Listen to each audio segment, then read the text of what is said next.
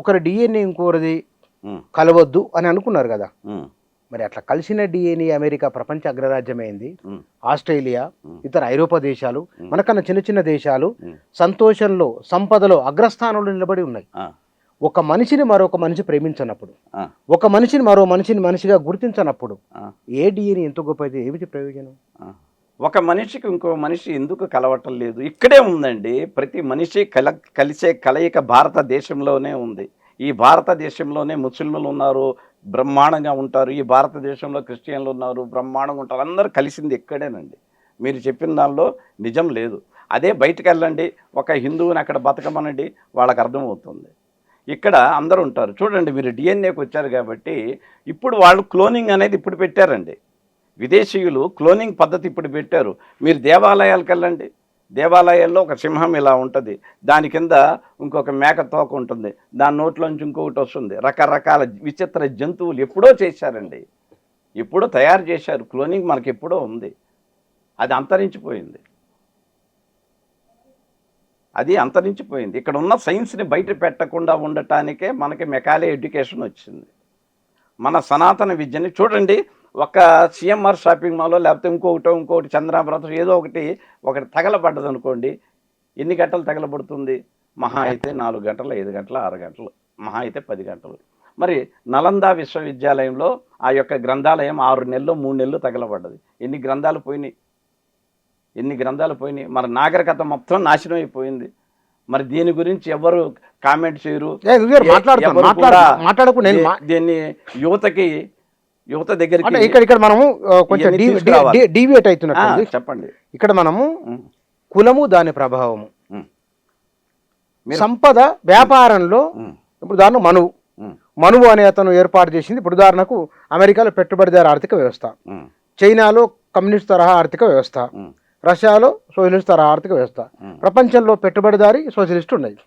మనం మధ్య మార్గం అన్నాము. కానీ కులాధారమైన ఆర్థిక అభివృద్ధి నమూనా భారతదేశంలో ఉన్నది. ఏమిటి కులాధారమైన ఆర్థిక అభివృద్ధి నమూనా? వ్యాపారం కొందరు చేయాలి, ప్రభుత్వాన్ని కొందరు పరిపాలించాలి, కొందరు పై స్థాయిలో అగ్రస్థానంలో ఉండాలి, కొందరు సేవలు చేస్తూ ఉండాలి. ఆ సేవ చేసే మన జన్మ ధన్యమైందని. స్వర్గం నరకం, స్వర్గం పోయిన వాళ్ళ పేరు ఏమిటో తెలియదు ఇంతవరకు, నరకం పోయి చూసిన ఆయన పేరు తెలియదు ఇంతవరకు. మీ మీడియా పక్కదారి పట్టిస్తున్నారు. ఎట్లా మీ మీడియా పక్కదారి పట్టి చెప్పండి. ఎట్లా? ఎలా అంటే ఇక్కడ ఒకళ్ళు అక్కడ రాజ్యం ఏలాలి, ఎందుకు కొందరి దగ్గరనే కేంద్రీకృతమై ఉన్నాయి అనేది లేదండి. ఎవరు చెప్పారు? మీ మీడియా మీ మీడియా కొంతమంది వినండి. మానే ఇక్కడి నుంచే నేను చెప్తాను. అంతకుముందు ఏం లేదు, మీరు చెప్పింది అంతకుముందు ఏం లేదు. అంతకుముందు ఏముంది? భారతదేశాన్ని నాశనం చేసిన ఒక వర్గాన్ని ఇంకా పక్కలో పెట్టుకొని పెంచి పోషిస్తున్నారు. ఈ సబ్జెక్టుకి వెళ్తే చాలా దూరం వెళ్తాం. మీరు అన్న మాట ఏంటంటే ఒక వర్గం పైన ఉంది, ఒక వర్గం మధ్యలో ఉంది, ఒక వర్గం కింద ఉంది. కులం ఒక కులం కింద ఉంది. ఇక్కడ ఒకటేనండి, 1947 సంవత్సరంలో జరిగినటువంటి అరాచకం ఇప్పుడు బయటికి రావాలి. 1947లో జరిగిన అరాచకం అది కానీ బయటకు వచ్చిందంటే ప్రపంచ దేశాలే కాదు, బాపనోళ్లే కాదు, ప్రతి ఒక్కళ్ళు ముక్కు మీద వేలేసుకుంటారు. చెప్తా వినండి. ఇక్కడ భారతదేశానికి మీరు అడిగిన ప్రశ్నకే సమాధానం, కరెక్ట్ సమాధానం. భారతదేశంలో ఎవడ పైన ఉన్నాడు, ఎవడ కింద ఉన్నాడు, ఎవడ మధ్యలో ఉన్నాడు, ఈ కుల వ్యవస్థని ఏమైంది, వీళ్ళని ఎందుకు అనగదొక్కారు, అక్కడికే వద్దాం. ఇక్కడ ఒక భారతదేశంలో మనకు స్వతంత్రం వచ్చిన రోజు 1947 ఆగస్టు 15. అక్కడ ఎవరెవరు ఉన్నారండి? గాంధీ ఉన్నాడు, లాల్ బహదూర్ శాస్త్రి ఉన్నాడు, టంగుటూరి ప్రకాశం ఉన్నాడు, శంకర్ దయాళ్ శర్మ ఉన్నాడు, ఆర్ వెంకటరామన్ ఉన్నాడు, చంద్రశేఖర్ ఆజాద్ ఉన్నాడు, గోపాలకృష్ణ గోఖలే ఉన్నాడు, కమలాదేవి ఉంది, చట్టోపాధ్యాయ ఉన్నాడు, కృష్ణనాథ్ శర్మ ఉన్నాడు. వీళ్ళందరూ బ్రాహ్మలు వైశ్యులు. ఏమండి, మీరు బ్రాహ్మలు కదా, మీరు వైశ్యులు కదా, మీరు అగ్రవర్ణాలు కదా, మీ ఇంట్లో పెళ్లి చేసుకుంటే మంచి ముహూర్తం పెట్టుకుంటారండి, చెడ్డ ముహూర్తం పెడతారా? చెప్పండి. నేను బ్రాహ్మణులకు ఛాలెంజ్ చేస్తున్నా. నేను బ్రాహ్మణులు కన్నా, బ్రాహ్మణులు అంటే నేను పాదాభివందనం చేస్తా. నేను బ్రాహ్మణులకి, బాపనోళ్ళకి. బాపనోళ్ళు ఎవరు? మీరే చేశారండి అగ్రవర్ణం అని. నేను అనేది మీరు- బ్రాహ్మణుడు అంటే తెలివిగా బ్రహ్మజ్ఞానంతో మాట్లాడుతున్నారు. బ్రాహ్మణ. బ్రాహ్మణులు వేరంటే మళ్ళీ ఇది వేరే రెండు 100%. ఎట్లా 100%. దాన్ని డిఫైన్ చేయండి ఫస్ట్. నేను ఇందాకే చెప్పానండి, జన్మనా జయితే శూద్రః కర్మణా జయితే ద్విజః వేదపాఠంతో విప్రాణం బ్రహ్మజ్ఞానంతో బ్రాహ్మణ. ఎవరికైతే బ్రహ్మజ్ఞానం ఉందో వాడు బ్రాహ్మణుడు. మాదిగోళ్ళలో ఉండొచ్చు, మాలవులలో ఉండొచ్చు, అవునవును. రెడ్డిలో ఇప్పుడు ఉండొచ్చు, ఇప్పుడు ఇప్పుడు ఎవరైనా ఉండొచ్చు. ఇప్పుడు నేను అడిగే ప్రశ్న, నేను మిమ్మల్ని ప్రశ్న అడుగుతున్నా, ఆ రోజున ఈ సోకాళ్ళు బ్రాహ్మణులంతా కూడా ఏమయ్యారు? ఆగస్టు 15th రోజున వీళ్ళందరూ కూడా ఎక్కడికి వెళ్ళారు? 1947 ఆగస్టు 15th మనకు స్వతంత్రం వచ్చినప్పుడు ఆ రోజు రాత్రి చతుర్దశి రాత్రి 7:32 వరకు ఉంది. ఆ రోజు పుష్యమి నక్షత్రం రాత్రి 8:03 దాకా ఉంది. మరి ఈ లోపు స్వతంత్రం ఇస్తే దేశం బాగుపడేది కదా, కుమ్ములాట ఉండేది కదా, కులాలు మతాలు అందరూ హ్యాపీగా ఉండేవాళ్ళు కదా. అయినా ఆ రోజు అమావాస్య వచ్చేంత వరకు ఎందుకు ఆగారు? అర్ధరాత్రి వరకు ఎందుకు ఆగారు? శ్రీ సర్వజిత్ నామ సంవత్సరం అధిక శ్రావణ మాసం అమావాస్య ఎన్ని గంటలకు వచ్చింది? రాత్రి 7:30కు వచ్చింది. అది అర్ధరాత్రి అమావాస్య. అంటే ఈ బాపనోళ్ళు ఏం చేశారు? చెప్పండి. ఆ తర్వాత అక్కడ పంచగ్రహ కూటమి వచ్చింది. ఏమి ఒకరోజు ముందైతే పంచగ్రహ కూటమి లేదు కదా, ఒకరోజు తర్వాత అయితే పంచగ్రహ కూటమి లేదు కదా. ఇప్పుడు దాకా మీ మీడియాల్లో ఇలా ఈ ఎందుకు చెప్తున్నట్టు? ఎందుకంటే దరిద్రమైనటువంటి ఆ యొక్క మూమెంట్, లగ్నం, ఆ మూమెంట్ మనకు తీసుకొచ్చి మనలో మనం కొట్టుకు చావాలి, మీరు కొట్టుకు చేస్తామంటే మేము కోట్లు సంపాదించాలి అని ఆ ముహూర్తం పెట్టారు. మరి ఇది బయటకు తేరా? ఎవరు మీ మీడియా బయటకు తేదా? అడగండి బ్రాహ్మణులు ఎక్కడికి వెళ్ళారు ఆ రోజు బ్రాహ్మణులు? ఆ రోజు బ్రాహ్మలు పేర్లు చెప్పాను, అక్కడ ఉన్నటువంటి బ్రాహ్మల పేర్లు. బ్రహ్మగానం తెలిసిన వాళ్ళు ఎందుకేమనలేదు మరి అప్పుడు? నేను అదే అడుగుతున్నా. నేనే మిమ్మల్ని క్వశ్చన్ చేస్తాను, మీరు క్వశ్చన్ చేయండి, 10 డిబేట్స్ పెట్టండి, దీని మీద రైజ్ చేయండి. మీరు చేయాల్సిన పని. ఇవాళ కులం గురించి మాట్లాడడానికి ఇన్ని పంచాలు రావడానికి కారణం ఆ ముహూర్తం. 100%. ఇదే కాదండి, ఇంకోటి కూడా చెప్తా.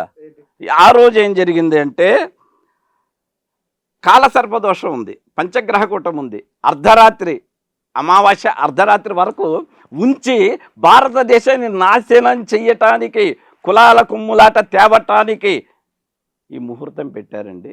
మరి ఆ రోజున బ్రాహ్మణులంతా ఏమయ్యారండి? అరే మంచి ముహూర్తం కోసం నెహ్రూ ఆగిన తర్వాతనే. అవును, అది మంచి ముహూర్తం కాదు కదా, అది మంచి ముహూర్తం కాదు కదా, చండాలమైన ముహూర్తం కదా. మంచి ముహూర్తం 7:34 చతుర్దశి అయిపోయి అమావాస్య ప్రారంభమైంది. పంచగ్రహ కూటమి చస్తున్నారు, ఇప్పుడు కొట్టుకొని చస్తున్నారు. చూసావు కదా, ఈ పంచగ్రహ కూటమిలో యుద్ధాలు జరుగుతున్నాయి కదా. మరి మనం కూడా యుద్ధాలు పోవాలా? పోనీ తీసవతలు పడాయి. ఇంకోటి చూద్దాం, రిపబ్లిక్ డే ఎప్పుడు వచ్చింది? 26/1/1950. ఏమండి ఆ రోజైనా బాపురం వాళ్ళు ఎక్కడికి వెళ్ళారండి? ఏమండి దేశం అండి, భారతదేశానికి ఇట్లాంటి దరిద్రమైనటువంటి లగ్నం పెడితే, ముహూర్తం పెడితే దేశం నాశనం అవుతుందండి. పాకిస్తాను, ఆఫ్ఘనిస్తాను, కాశ్మీర్ ముక్కలు వద్దండి అని ఆ రోజున ఈ బ్రాహ్మణులు ఎందుకు చెప్పలేదండి? చెప్తా, ఒక్క నిమిషం ఇక్కడ ఆగండి.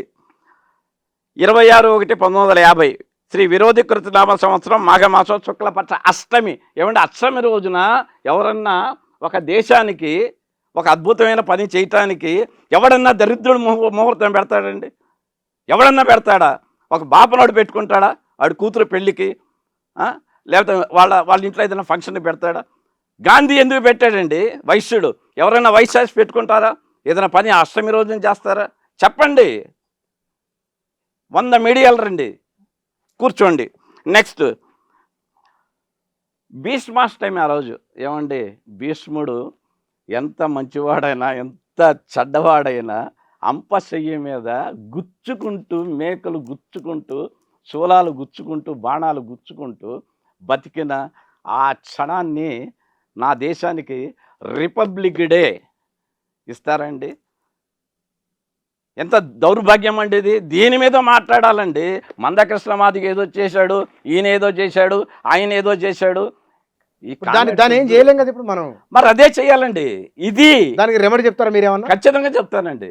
రెమెడీ చెప్పండి చూద్దాం. ఖచ్చితంగా చెప్తాను. ఇవాళ సెంట్రల్ గవర్నమెంట్ ఏమైనా ఆలోచన చేస్తాం, రెమెడీ ఏమిటి చెప్పండి. మరి సెంట్రల్ గవర్నమెంట్ ఆలోచన చేస్తేనే కదా మన ఇద్దరు కూర్చొని ఉన్నాం, లేకపోతే ఇప్పుడు బాంబులు పడైపోయినా.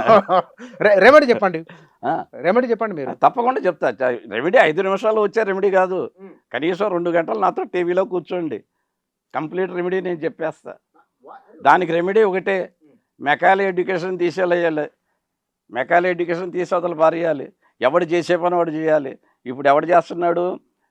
గవర్నమెంట్ చేసే పని ప్రైవేట్ వాళ్ళు చేస్తున్నారు, ప్రైవేట్ వాళ్ళు చేసే పని ప్రభుత్వాలు చేస్తున్నాయి. చెప్పండి, సిగ్గు లేకుండా ప్రైవేట్ వాళ్ళు చేసే పని గవర్నమెంట్ ఏం చేస్తుంది? లిక్కర్ అమ్ముతుంది, లిక్కర్ తయారు చేస్తుంది. మరి ప్రభుత్వం చేయాల్సిన పని ఏంది? విద్యను ఉచితంగా ఇవ్వాలి. ఆ ఉచితంగా ఇచ్చే విద్యని ప్రైవేట్ వాళ్ళు ఇస్తున్నారు, కోట్లు సంపాదిస్తున్నారు.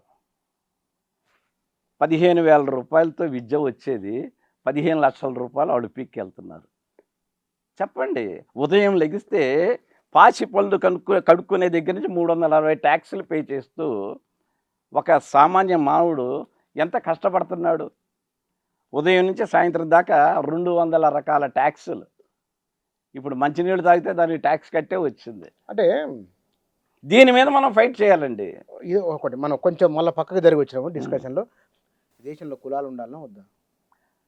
ఖచ్చితంగా కులాలు అయితే ఎక్కడికి పోవండి. మూర్ఖత్వం. కులాలు పోవాలి అంటాం కేవలం ఒక వర్గాన్ని ఏదో హైప్ చేయటం తప్ప ఏమీ లేదు. కులాలు ఎక్కడికి పోవు. కులం ఇప్పుడు కులం కులం అంటే సైన్స్ అండి. ఆ కులస్తుడికి నోబెల్ ఇవ్వండి. ఆ కులస్తుడు ఏం చేశాడు? పూర్వం ఏమయ్యేదండి? పూర్వం జిహెచ్ఎంసీ ఉందా? లేదు.